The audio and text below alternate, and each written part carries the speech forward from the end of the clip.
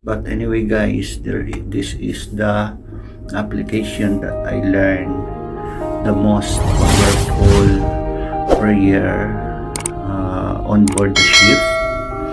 The last time I was stressed because of my superiors is so really strict, but because of these prayers,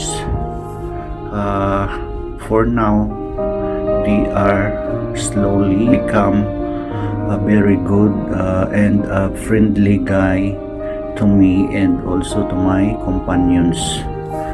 This is the prayer that I always repeatedly pray, and there is another one of this. I will show you this one. I don't know where is it.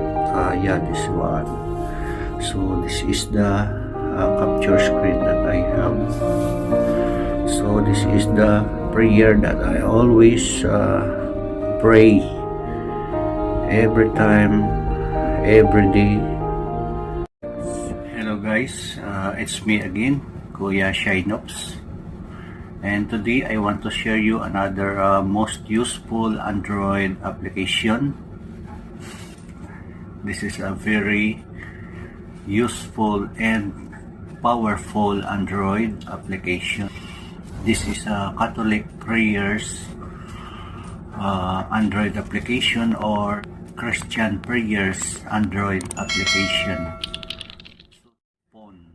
So this is the icon of Catholic prayers.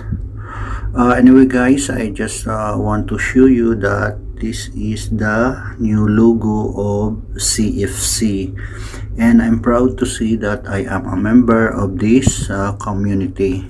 Now, Catholic prayers.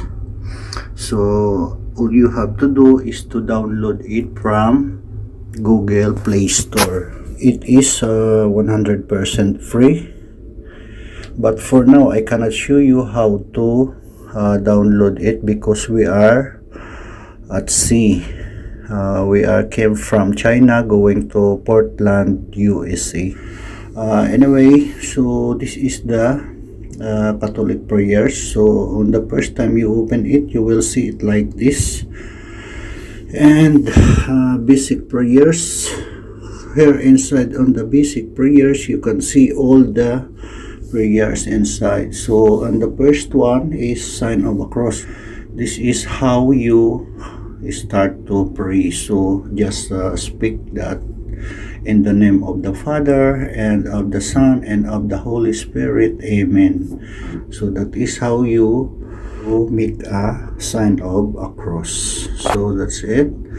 And the most important for me guys, before I don't know how to pray rosary, but for today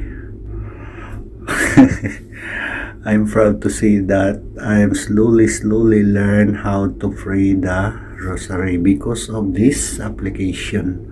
So this is how to pray the rosary, like for example, joyful mystery every Monday and Saturday, and a sorrowful mystery every Tuesday and Friday, and then the glorious mystery every Wednesday and Sunday, and the luminous mystery of every Thursday. So like for example, we have to pray a rosary of joyful mystery. So this is how you start the rosary. So each time I pray the rosary, I click this box that means that I'm already make a sign of a cross, and after that you will pray this Apostle Creed. So if you don't know how to pray Apostle Creed, just click the show, and then it will show you how to pray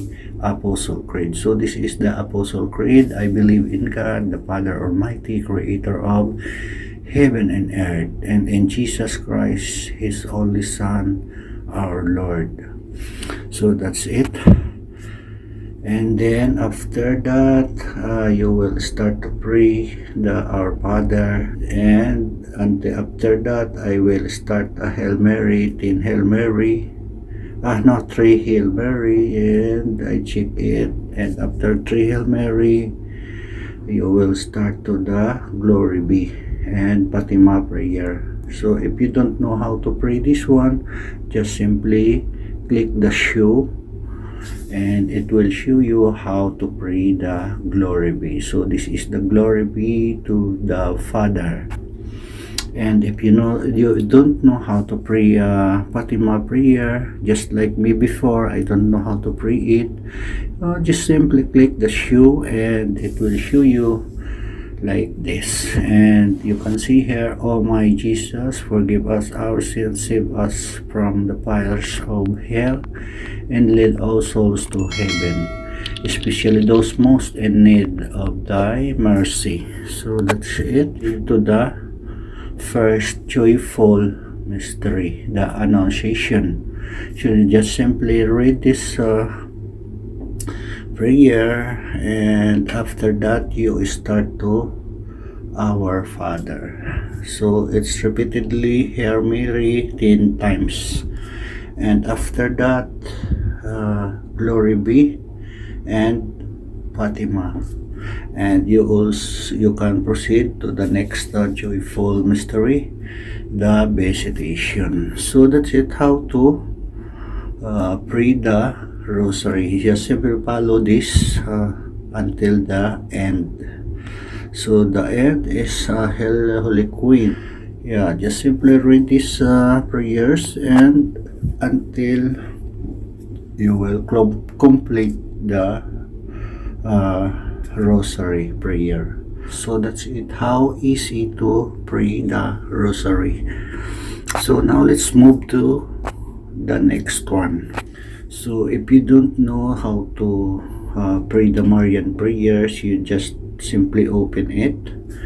So Hail Mary, this is Hail Mary, and Hail Holy Queen. But anyway guys, there are a lot of these prayers. So if you want to know all the prayers, so you will learn everything, all the prayers on this application. This is the Catholic Prayers Android application. Like for example, you want to pray the Station of the Cross. So I never know about this before, but for now I'm slowly learn all and everything about prayers. And then if you like to pray novenas, this is the novenas, mass prayers and responses. But anyway guys, this is the application that I learned the most powerful prayer on board the ship.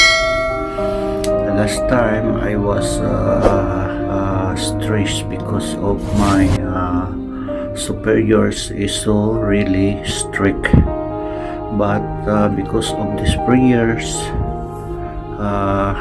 for now they are slowly become a very good and a friendly guy to me and also to my companions. Anyway guys, this is the most stronger prayer. Where is it? Basic prayer, guardian. Where is the guardian? Prayer for guardian angel. Yeah, this one guys. This is the prayer that I always repeatedly pray before I go to the engine room. And there is another one of this. I will show you this one. I don't know where is it. Yeah, this one. So this is the capture screen that I have. So this is the prayer that I always pray every time, every day before I go to the engine room and before I sleep. Anyway, I just only change some words on this side, on this line, because we are not at home. So anyway guys, I think it's enough for today. And if you want to learn about prayers, if you are Catholic or a Christian, especially to my beloved brothers and sisters in CFC, this Android application. Catholic Prayers is the most useful application if you want to learn how to pray. So that's all guys, peace and see you next time. Thank you.